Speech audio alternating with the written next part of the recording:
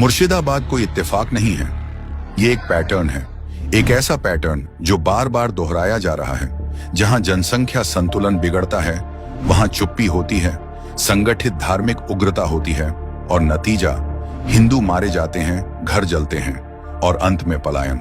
इस पर कांग्रेस कहती है, मुर्शिदाबाद के अंदर भी एक रिएक्शन है। आप अगर किसी के मजहब पे जबरदस्ती हमला करेंगे उसके नतीजे कुछ भी नहीं कर सकते। हर जगह एक ही स्क्रिप्ट चलती है। पहले एक बनावटी शिकायत खड़ी की जाती है, फिर सड़क पर प्रदर्शन के नाम पर हंगामा होता है और उसके बाद हिंदुओं को या तो चुप रहने पर मजबूर किया जाता है या इलाका छोड़ने पर। यह देश हिंदू बहुल है, फिर भी जहां खास वर्ग की आबादी ज्यादा है वहां हिंदू बंधक बनकर जीते हैं।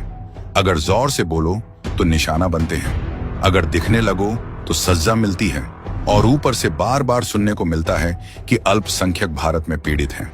लेकिन हकीकत क्या है?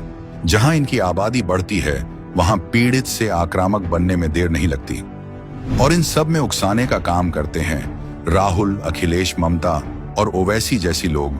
यदि हिंदू शोभा यात्रा निकालें तो पत्थरबाजी होती है, तिलक लगाओ तो विरोध होता है, संडे की छुट्टी शुक्रवार के दिन बदलने की कोशिश होती है। झारखंड इसका जीता जागता उदाहरण है।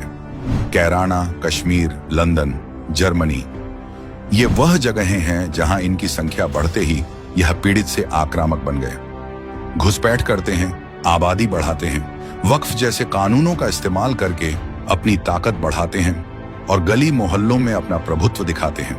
ये लोग किसी भी इलाके में जा सकते हैं, लेकिन हिंदू अपनी जगह पर नहीं रह सकते।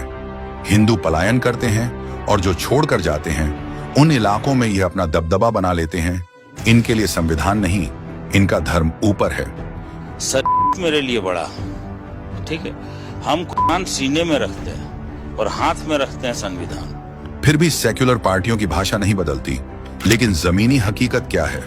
जहां इनकी संख्या कम है वहां बातें होती हैं सहिष्णुता और अधिकारों की, लेकिन जहां इनका दबदबा हो वहां चलता है गली का कानून, धार्मिक जबरदस्ती और बहुसंख्यकों को चुप कराने की कोशिश। आज धीरे धीरे हिंदुओं को एक एक इलाका खाली करवाकर पीछे हटाया जा रहा है और अगर कोई विरोध करे तो उसे असहिष्णु बता दिया जाता है। साफ कहें, हमें बिना लड़े मिटने को कहा जा रहा है। अपनी जगह, अपनी पहचान, अपना इतिहास चुपचाप छोड़ देने को कहा जा रहा है। जो विरोध करे उसे ये सब कहकर चुप करा दिया जाता है। सेक्युलरिज्म के नाम पर हिंदुओं से कहा जाता है, अपनी पहचान छोड़ दो, चुप रहो। कांग्रेस ने ऐसे कानून बनाए जो मंदिरों को कंट्रोल करते हैं लेकिन वक्फ को छू भी नहीं सकते। सनातन शिक्षा को खत्म किया, हमारी संस्कृति को दबाया गया और धर्मांतरण की खुली छूट दी। अगर अब हमें अपने अस्तित्व को बचाना है, ऐसे 100 कोल्ड सेक्युलर नेताओं को बॉयकॉट करना होगा जो इनका साथ खड़े होकर समर्थन करते हैं, इनकी व्हाइट वॉशिंग करते हैं। क्योंकि भूलिए मत, वक्फ बिल का 232 सांसदों ने विरोध किया, उसमें से 200 से ज्यादा सो कोल्ड हिंदू नेता थे। Mark yourself safe from Mahathag Bandhan. Pledge now.